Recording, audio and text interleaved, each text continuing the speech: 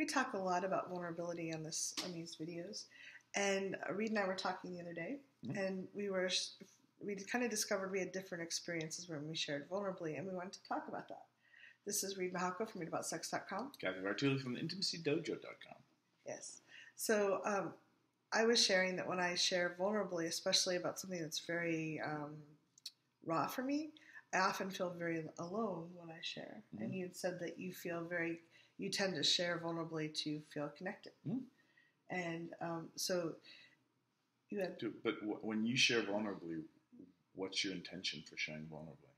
I try to be authentic. I try to...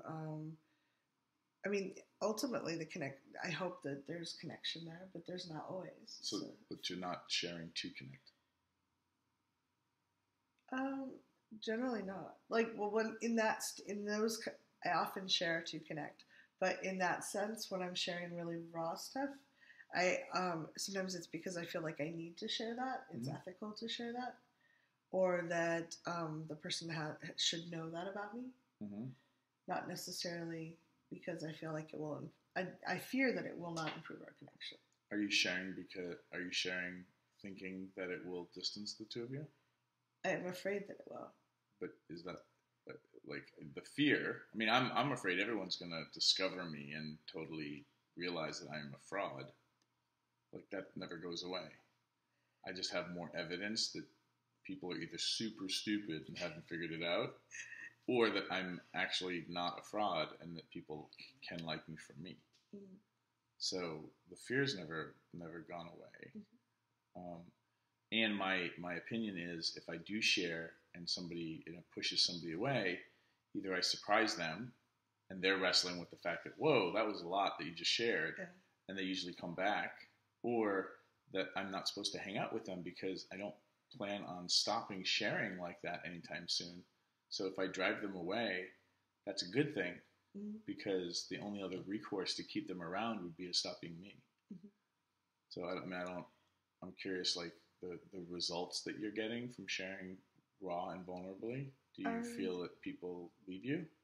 No, I just always am afraid of it. And I feel when I share, I'm often feeling very alone. And you'd shared that you didn't, and I was curious what other people experienced as well. Yeah, so when you share vulnerably, like, do you feel like it just, I don't know, for me it feels like I'm always curious, like, if the alone that you're feeling is current aloneness, mm-hmm. or past aloneness that's coming up. I'm like, what are your thoughts on that? It's a little bit, I'm not clear on some of it,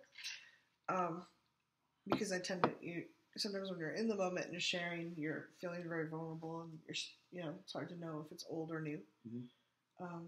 Yeah, I'm not sure. And the overarching goal in your life is to drive people away or bring them closer? I'd like the right people to be drawn closer and the right people to be chased away. Okay. And how's that going? Generally pretty good. So do you feel more alone or less alone in your world now? I am less alone in my world, and I can still feel, it's fully possible for people to feel alone even if other people feel connected. It's possible to feel alone and be surrounded by friends who love you. Mm-hmm. Some people impose that upon themselves. What do you think? Deep thoughts on this YouTube channel. Perhaps you want to hit subscribe so you don't miss another one. Thanks for watching. If you'd like to subscribe to my social media, it's right there. And please subscribe to this channel there. If you'd like to see more goofy Reid and Cathy, there's more videos there. See them. Why are they there?